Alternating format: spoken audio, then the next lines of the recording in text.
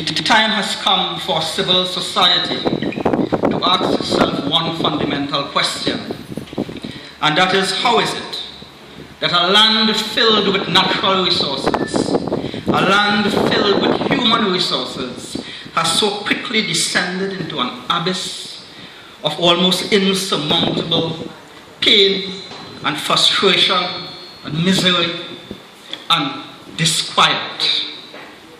A land filled with wealth quickly becoming a great tragedy.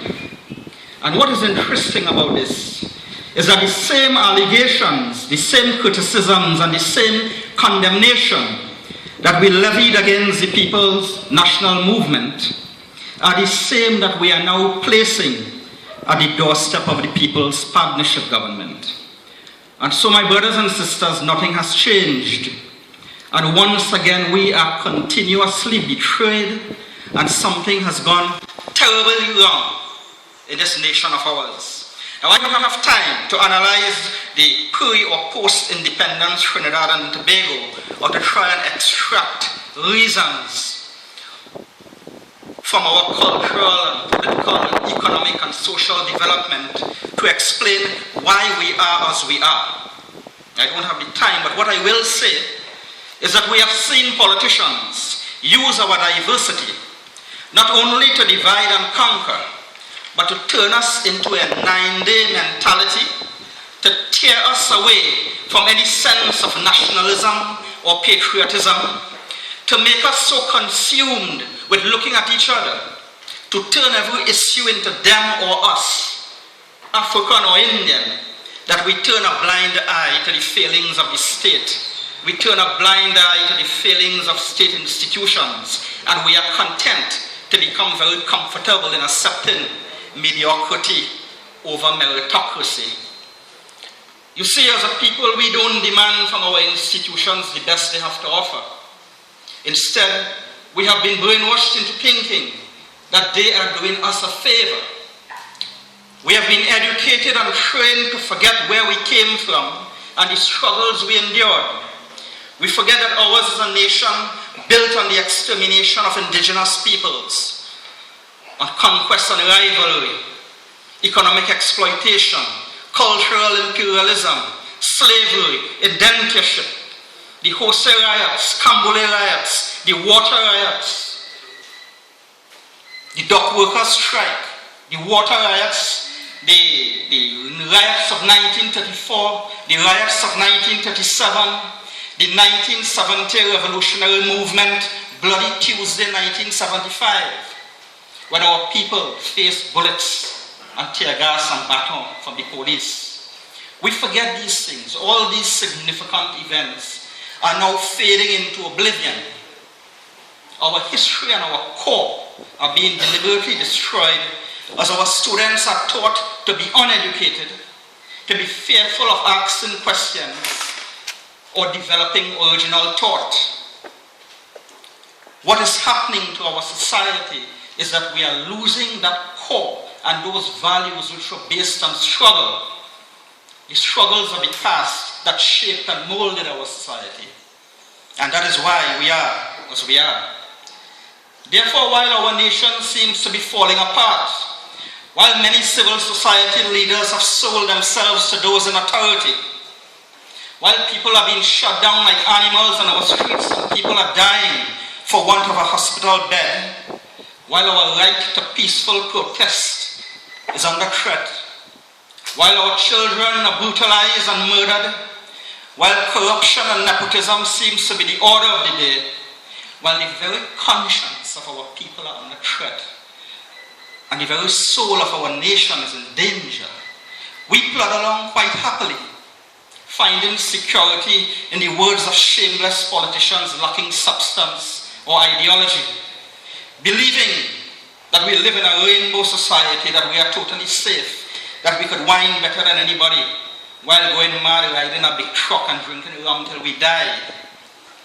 Unable to think for ourselves, we jump, we whine, we move to the left and move to the right, as if mentally unstable, directed by our politicians how to think, who to like and who to hate. And if we sing loud enough and dance long enough, while wearing our traditional dress on public holidays, all will be well. That is the nature of our society, and that is governance in crisis. And as I always say, and as I quote from Shakespeare, "O judgment, thou art fled the brutish beast, and men have lost their reason." And so it's therefore very easy for the rest of the society to turn a blind eye to the plight of the ex-Caroni workers and the cane farmers of this nation. A plight resulting from the failure of the state and state institutions to deal in a just, a fair, and an equitable manner with those who were so adversely affected by the shutdown of the sugar industry, a state enterprise.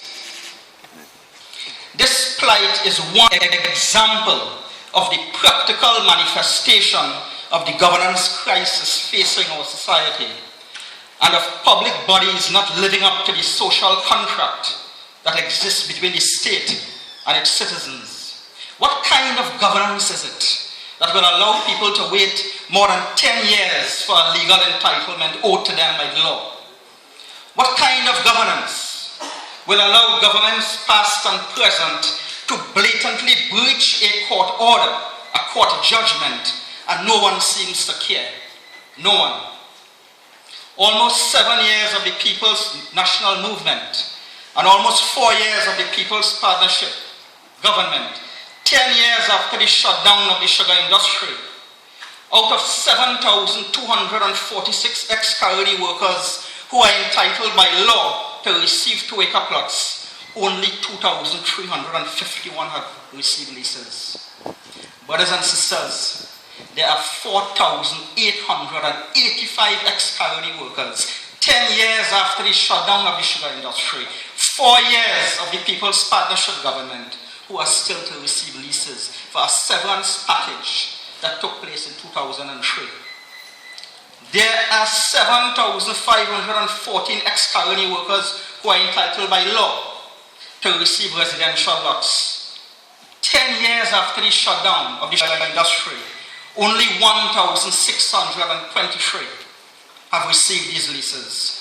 Brothers and sisters, there are still 1,500 ex-Caroni workers still to draw lots for even an allocation of a plot. 5,888 are still waiting. The society fails to understand this. And when I talk of this, and when I appeal to this government to do what it has to do for those who are its backbone, I am attacked, I am threatened, I am told that I am political. So I am attacked for telling the government to do what it has to do for its people. That is the state of the governance in this country. But these shocking figures are just the tip of the iceberg.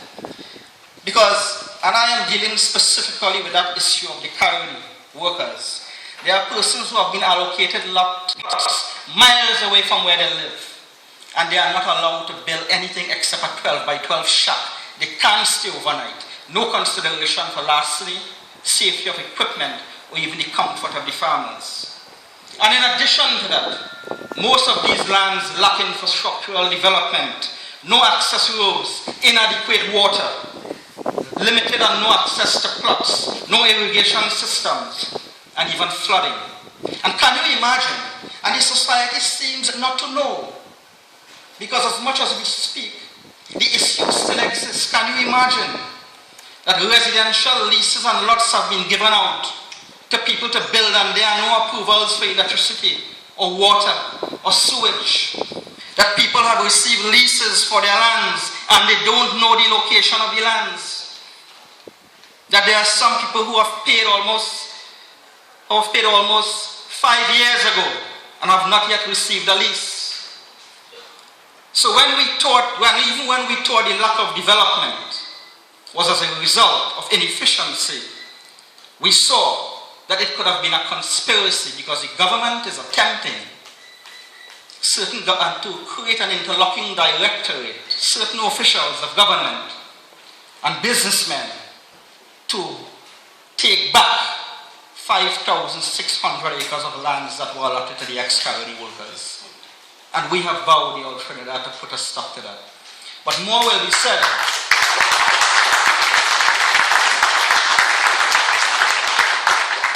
More will be said on that Caroni Green Initiative. That is the mechanism which they are using to do this later on.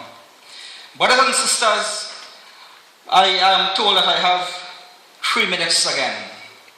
So I will cut this thing in half or 3/4.